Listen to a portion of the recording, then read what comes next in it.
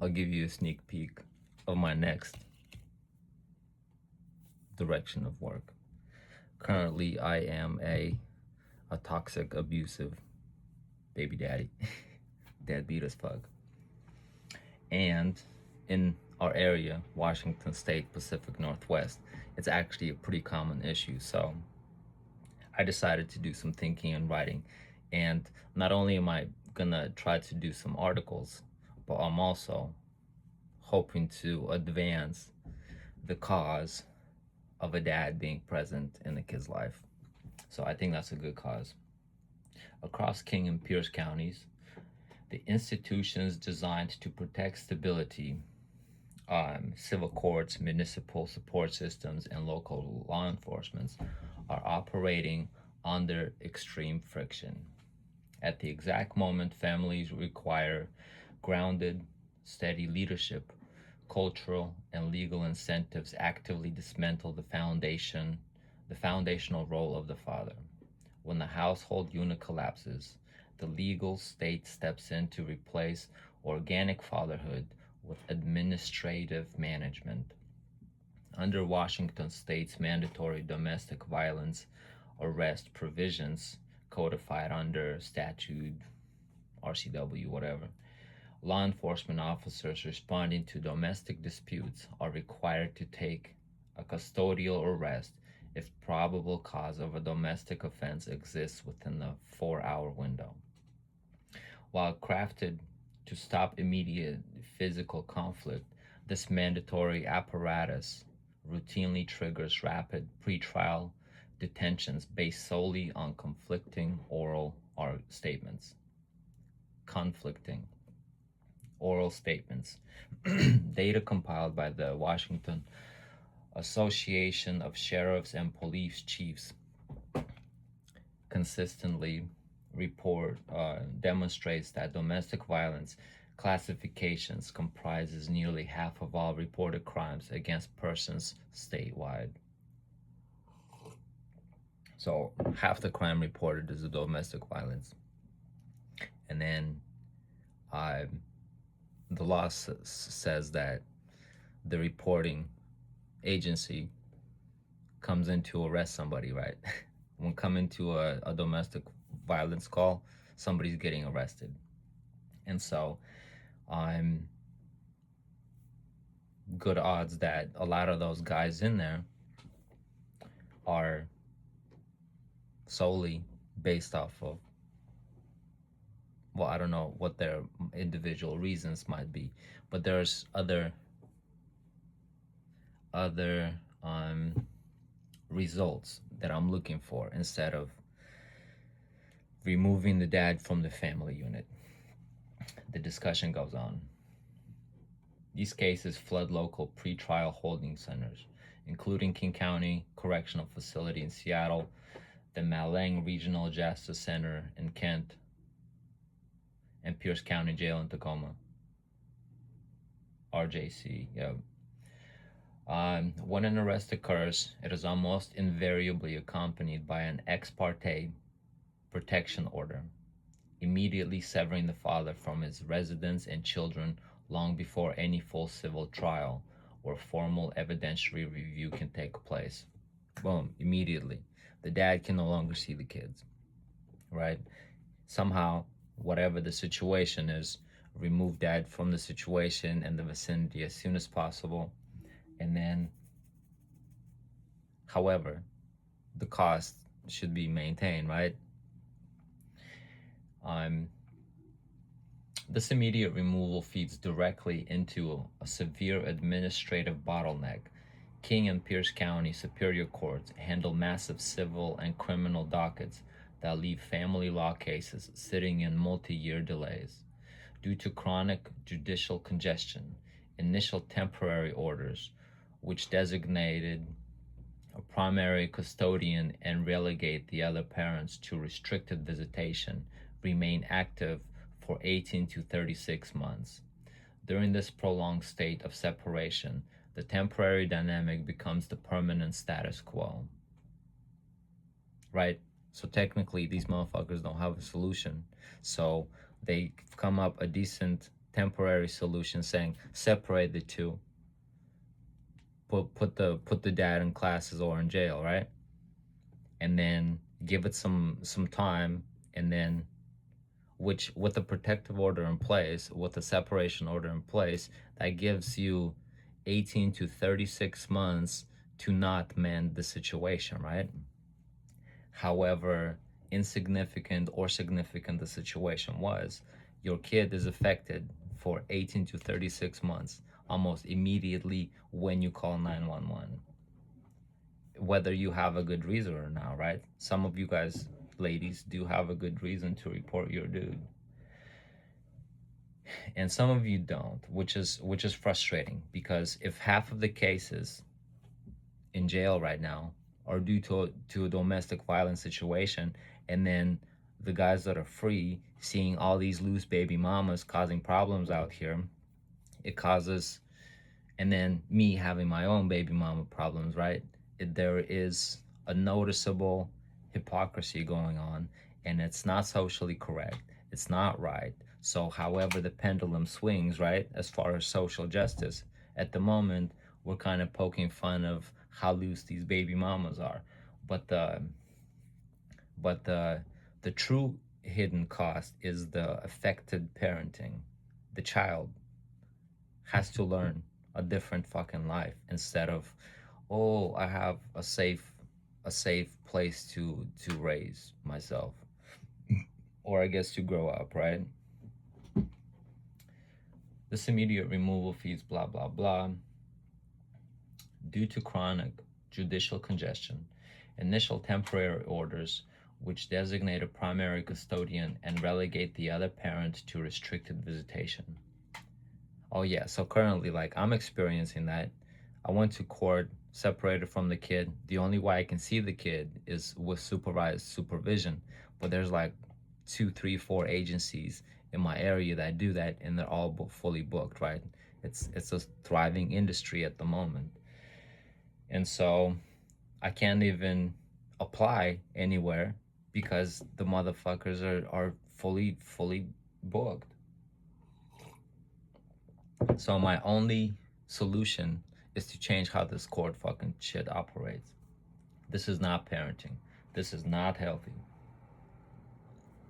So we're gonna write books, articles, dissect these judges, these sloppy decisions. They're gonna be not only discussed but rehashed, and then hopefully some overall justice can prevail. Let's go on with this sovereign solution. Due to this prolonged state separation, the temporary dynamic becomes the permanent status quo for working class fathers without deep financial reserves to fund the continuous $10,000 legal retainers. Navigating a hostile legal process alone creates an overwhelming barrier to maintaining a relationship with their children. As I was trying to present my case during one of my protective orders hearings, the judge laughed at me and was like, however good your case may be, you're still presenting your case by yourself. Good luck, right? And I was like, oh, okay. I'll just ignore that.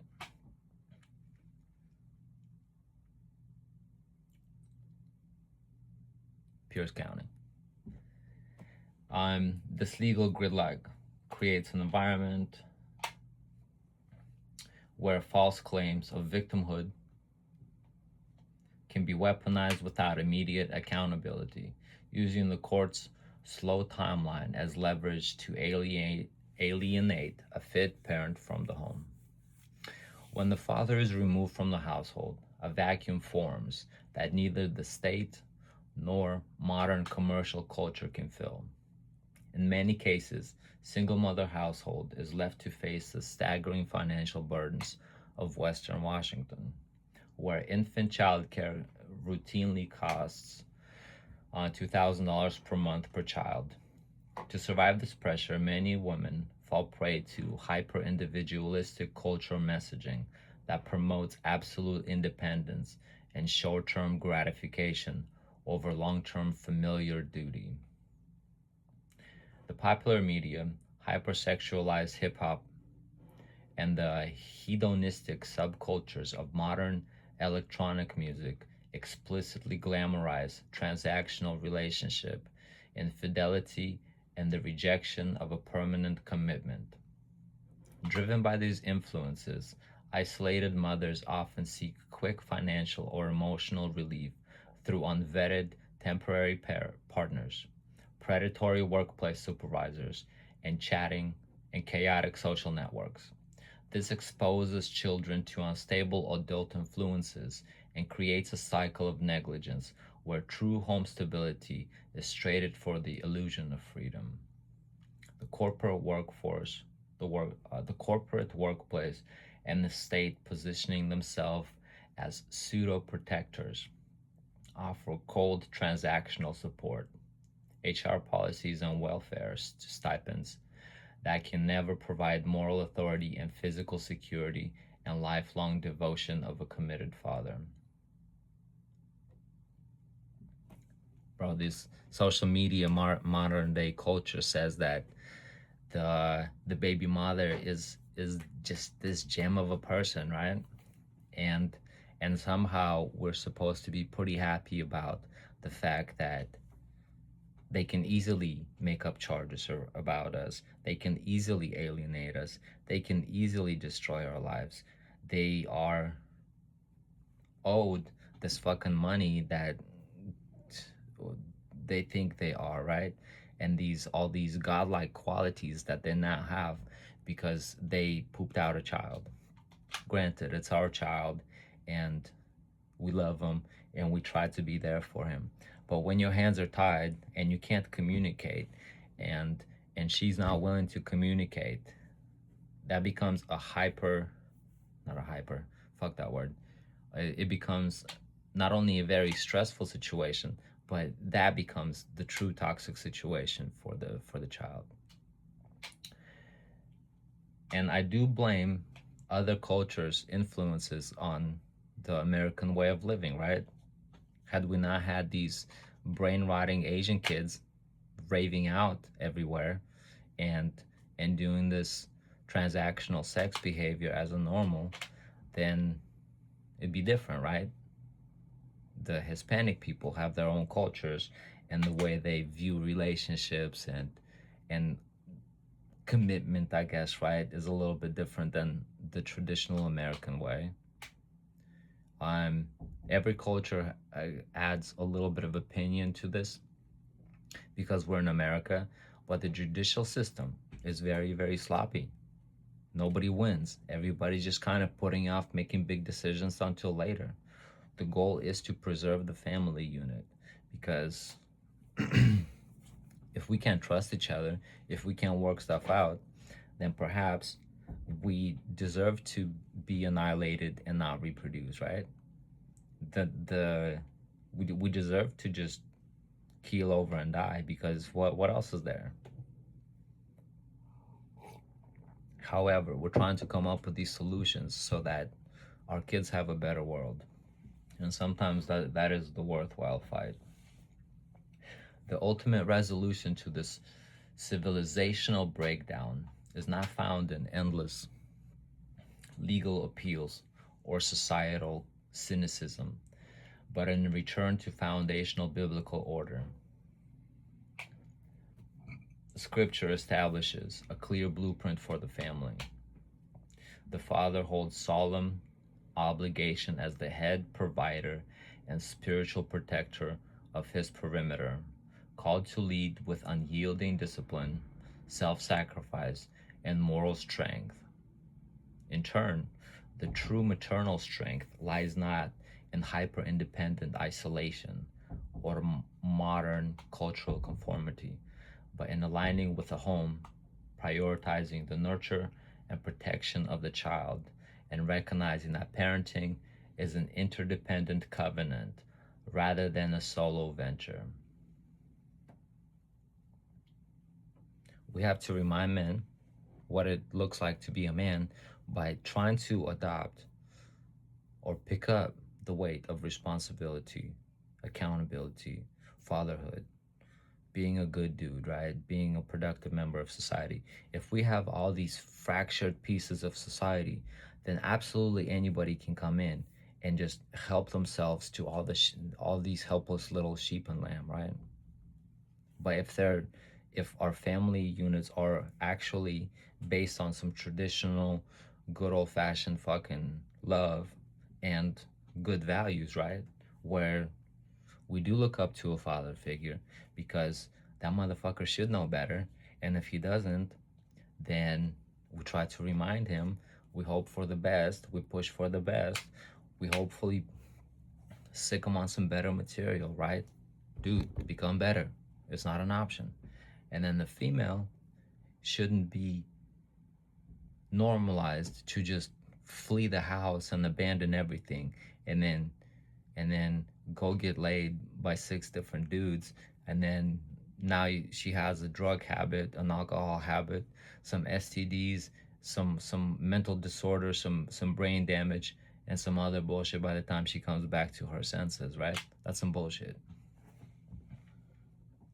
But that's the feminist movement for you.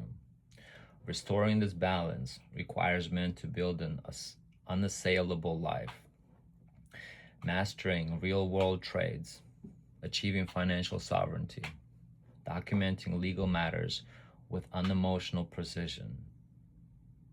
For guys, I think the only solution is we have to document and hold these people accountable, because at some point the pendulum has to swing back, right? And common sense hopefully returns to even the family unit. While social justice and human parenting remain complex, the path forward is straightforward.